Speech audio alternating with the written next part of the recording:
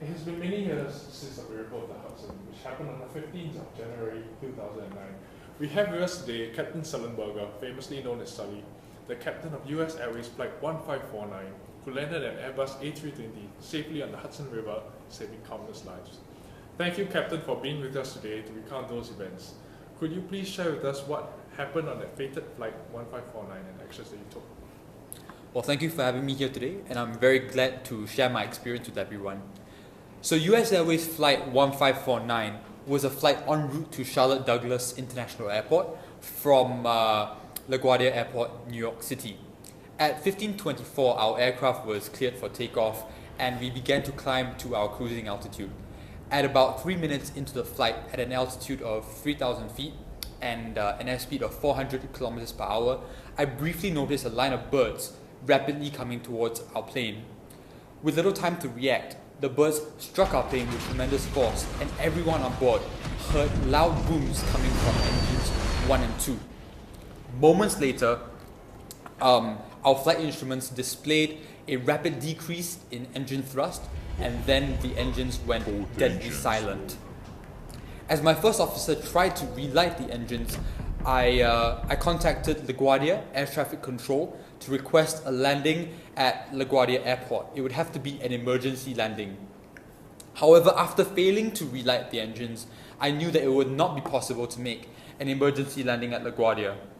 And so Air Traffic Control then advised us that we could make a landing at nearby Teterboro Airport instead.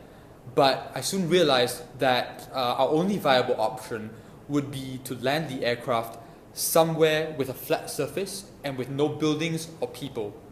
And we had to do it fast, and that would have to be the Hudson River. The next focus, our main focus, then became to prepare the crew for ditching and glide the aircraft so that it aligned with the river. The impact was very hard, and it felt like we were being thrown around for those brief moments, with water cascading over the windshields. Eventually, the plane came to a stop, but with the freezing Hudson water rushing in from the aft of the plane, I needed to assist the cabin crew in evacuating the passengers to the wings, as my first officer Skiles began an evacuation checklist. Thanks to the actions of our flight crew and the emergency services who came as soon as they could with passenger ferries, we were able to save everyone and no lives were lost. Thank you, Captain Sully, for the very vivid recount of the events that happened. Now, NTSB investigators have compiled a very brief clip answering two vital questions. What caused both engines to fail? And what impact did the damage have on Flight 1549? Let's take a closer look. A bird strike is strictly defined as a collision between a bird and an aircraft, which is in flight or on a takeoff roll or landing. Bird strikes may occur during any phase of flight, but are most likely to occur during the takeoff, initial climb, approach, and landing phases due to the greater number of birds at lower flight levels. Since most birds fly mainly during the day, most bird strikes occur in daylight hours as well. While bird strikes usually inflict most damage on the engines, all areas of an airplane can be damaged. Airplane damage and effect on flight from bird strikes are closely correlated to kinetic energy derived from the mass determined by bird species and the square of the speed of the collision. A 20% increase in speed raises the kinetic energy by up to 44%. The energy within the engine generally disintegrates the bird. There can, in a serious incident, be extensive damage to the engine. After a bird strike or possible bird strike, the engine will be checked for evidence of bird debris, and if debris is found, a series of further checks will be carried out. A single bird is rarely dangerous, but multiple bird strikes or hitting large birds such as Canada geese can and has caused serious accidents. Through DNA tests at the Smithsonian Institution, they concluded that it was the Canadian geese, which can grow up to 16.9 pounds, as the birds which were ingested.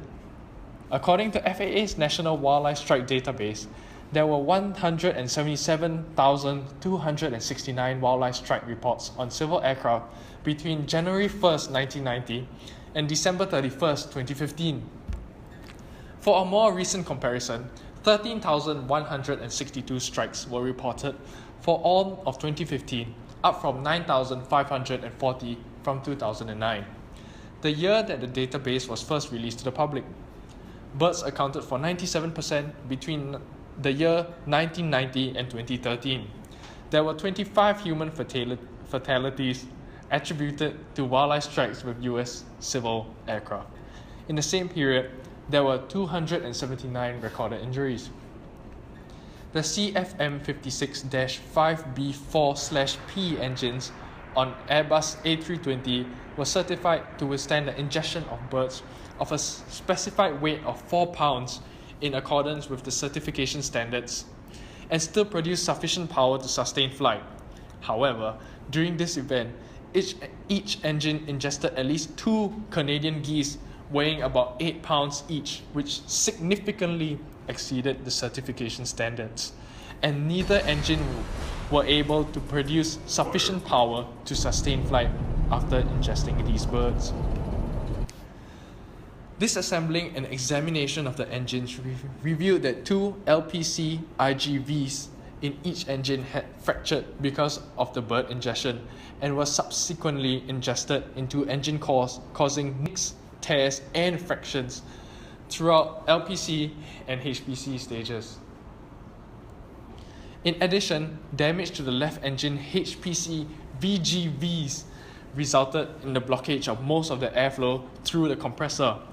The insufficient airflow into the combustor to cool the engine and through the LPT to drive the fan resulted in the loss of left engine power.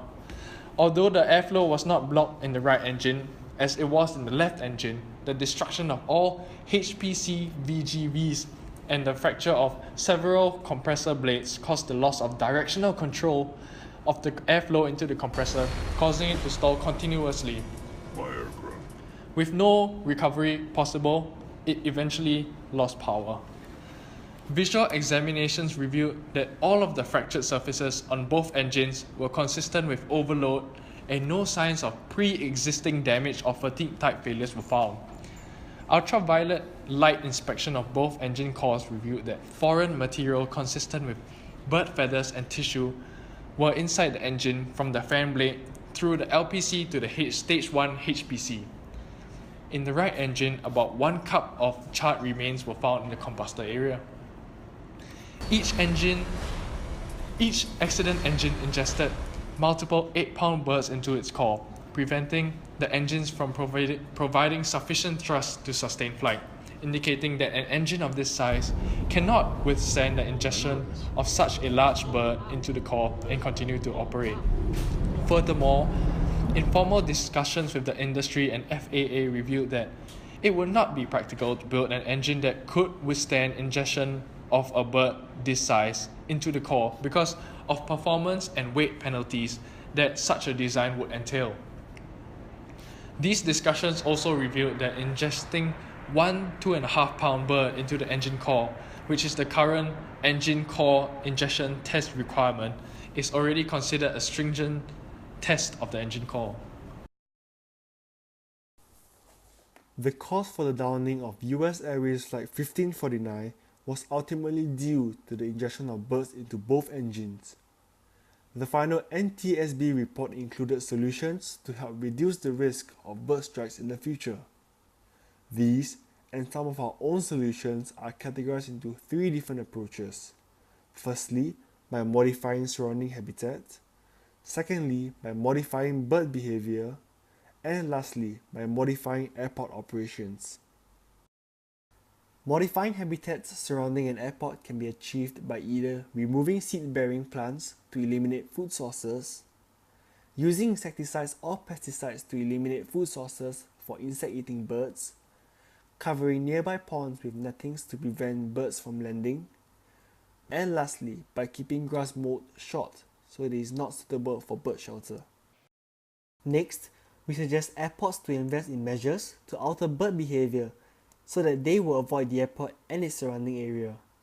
These could include using sonic cannons, recording predator calls and other noises to disrupt birds, flying trained falcons over roosting areas to disrupt birds before they nest, training dogs to track through the habitat to warn birds that the area has many predators, and implementing bird scaring techniques such as firing pyrotechnic bird scaring cartridges, using lasers at dawn and dusk to simulate predators, and to use reflective tapes, all of which would irritate and distress birds, compelling them to relocate to a different location.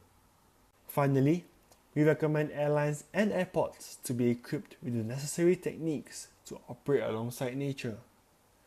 This may not be feasible at all airports, but it can benefit airports that have more flexibility with rerouting aircrafts to avoid flock of birds. These solutions include, firstly, by adjusting flight timings to avoid the busiest hours for bird activity, such as early morning, late evening, or during peak migration periods. Secondly, training spotters with binoculars and scopes to pinpoint hazardous bird areas so that planes can be redirected onto different runways or approaches away from these spots. And lastly, using radar equipment to track the movement and density of bird flocks to predict their behavior and manage control techniques more effectively. Relatively inexpensive X-band and S-band marine radar transceivers have been developed specifically to track birds. With radar scanning rates typically of 24 revolutions per minute, it is now feasible to use it for the capture of data on significant bird activity for planning, strategic management purposes, and for real-time tactical monitoring of such activity.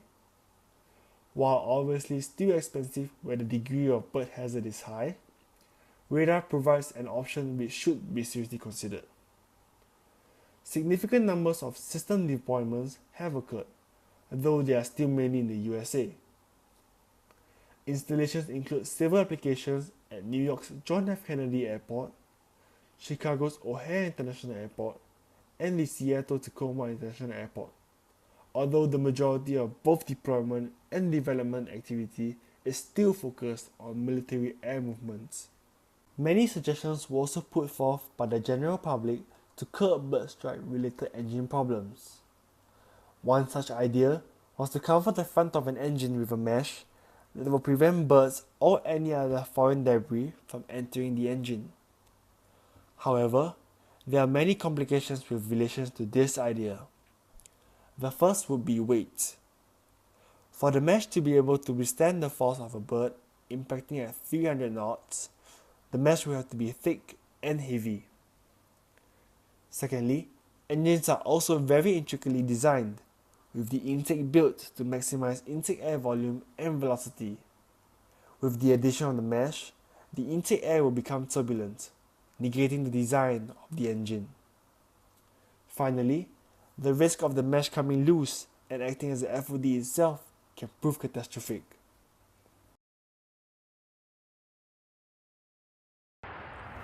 Now that we know most of the available solutions and which solutions are more feasible than others, we can start making sure that events like Flight 1549 are put behind us for many years to come.